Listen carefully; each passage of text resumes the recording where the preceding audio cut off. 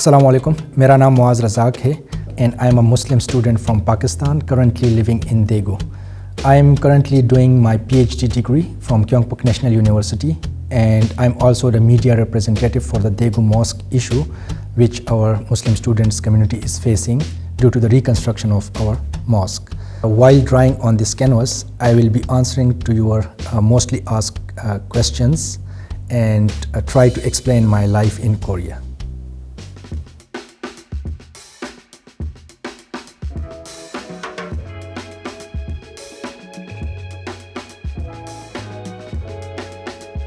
So when I was coming, of course, I was a bit nervous. Korea is not a Muslim country and especially Muslims are very, very rare here as compared to other countries. Even native Korean Muslims are too low. But the positive thing for me was that already many of my Muslim friends were here.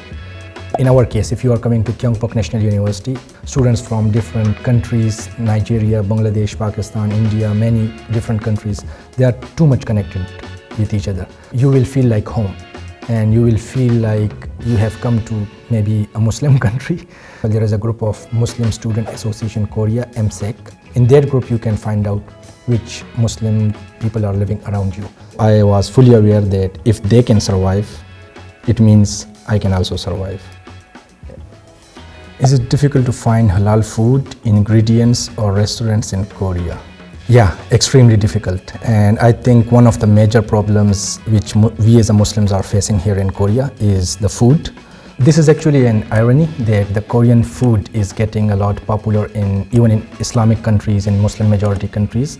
And many Muslims might eat that food and like that food while eating it back in their own countries. But the problem is that when they come to Korea, they are not able to eat the same food because of this contamination problem, and you are not sure about what kind of ingredients it contain. Even if the ingredients are halal, still there is a possibility of contamination. Actually, about restaurants, there are halal restaurants and there are certified halal restaurants. Some of my friends are living close to Itaewon. There are many restaurants, many halal restaurants, and also the prices are cheaper because Seoul is more foreigner friendly city. But if you ask about Daegu or Busan or Ulsan, very rare. Usually there are Asian marts wherever there are Muslims concentrated. I think there is one app, its name is I think Mufco app. So usually when you are confused, so we just check barcode scanner and it lists if pork is in it, alcohol is in it, like those kind of things. The thing is just make sure there is no contamination. So you can ask the cook if you are lucky and he or she can speak English, but most of the cases it's not. My tip is at least make one or two such friends to which you have already explained your needs. When I'm eating, I don't tell them that I want halal food because they might not know what's halal, what's not. Or just we ask how they prepare this food. After work, to go together and eat together, and they were non-Muslims. So they offered me a chicken burger, but I refused. I said I cannot eat it because of the chicken and the ingredients are not halal. But later on, on the next day, I was eating a chicken burger, which was actually halal.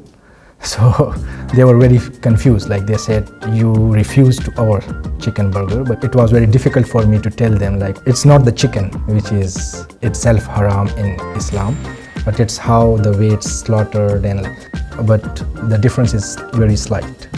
So if they are slaughtered by Islamic way, by a Muslim, then we can eat it.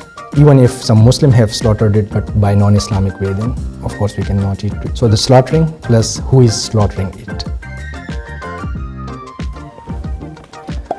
Do you have places to pray? So I have been to some universities in which the university itself have provided some room for the Muslims to pray in it. Chunggang University in the Seoul, and another is Sejong University. So most probably if they have a dedicated prayer room by the university, then they will be offering prayers there. If not, then they might have arranged some temporary place for themselves. And then there are some universities in which the universities do not take any interest in this kind of thing. Even after the request of the Muslim students, they are unable to provide such rooms. So it varies from case to case, because in some cases universities don't allow inside prayer spaces. But even if that is the case, still you can try to manage according to your needs and after referencing your other colleagues. Actually, spending Eid and Ramadan in Korea, it's like a bit sad, because like the way we used to spend in our countries, especially the people who are coming from Muslim majority countries. So in Muslim majority countries, these are very special events for us. So in Eid, usually my routine is, if it's a weekday and it is not possible to take a holiday, later like after the evening time, we all the friends get together and eat together. If it's on weekend, we are lucky, then we can just celebrate our Eid the normal way.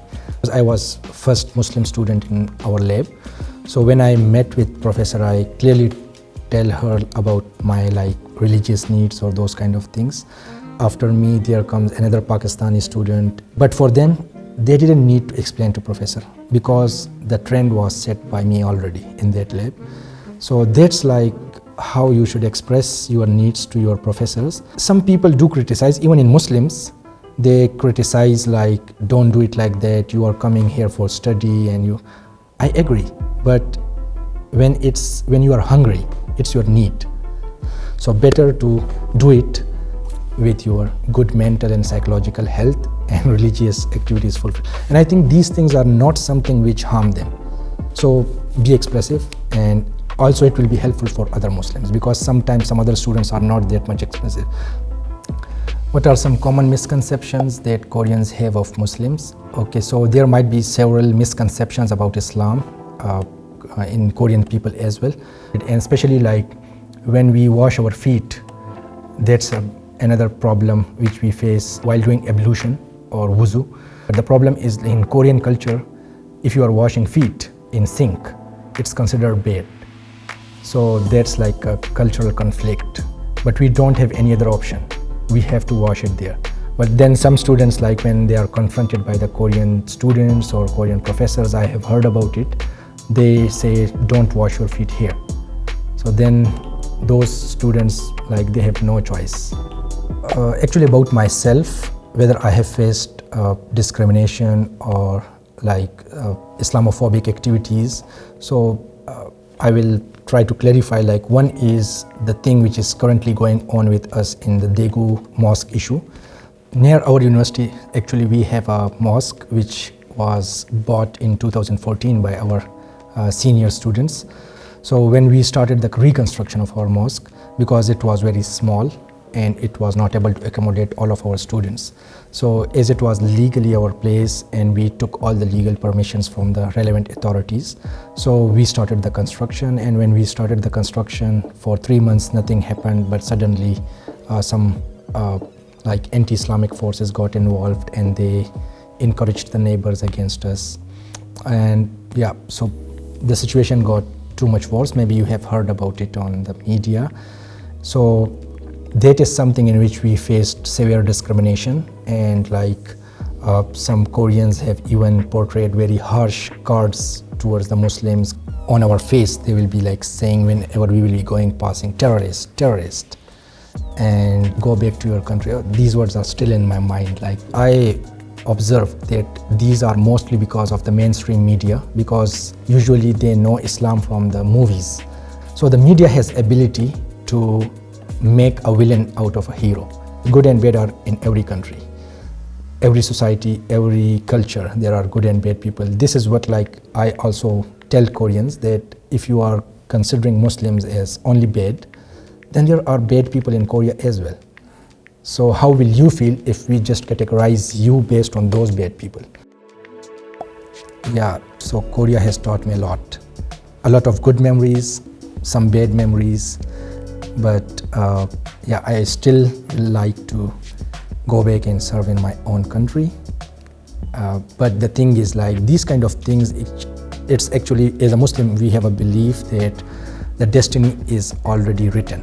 The life is like a trade-off, So you give up some things and you take some things. If you are coming to Korea, you are settling here as a Muslim, although you are getting a good lifestyle, but in return you are ending up in giving up your like friends and family, and most importantly, most of Islamic environment. And I think for a Muslim, the Islamic environment is most important thing. Like here, I haven't heard azan for several years. Inshallah, I will go back to my country.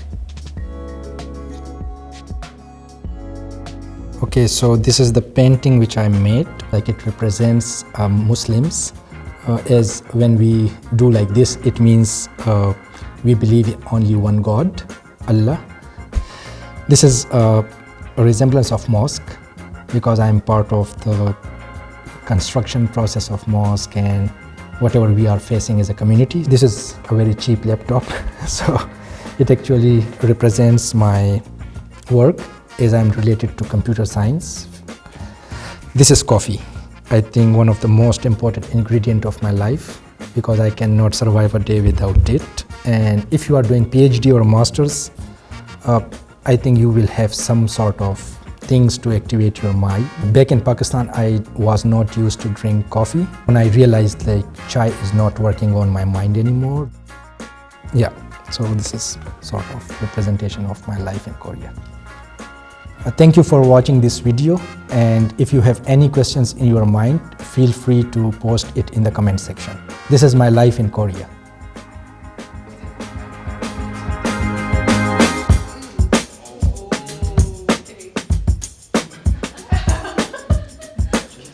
So this college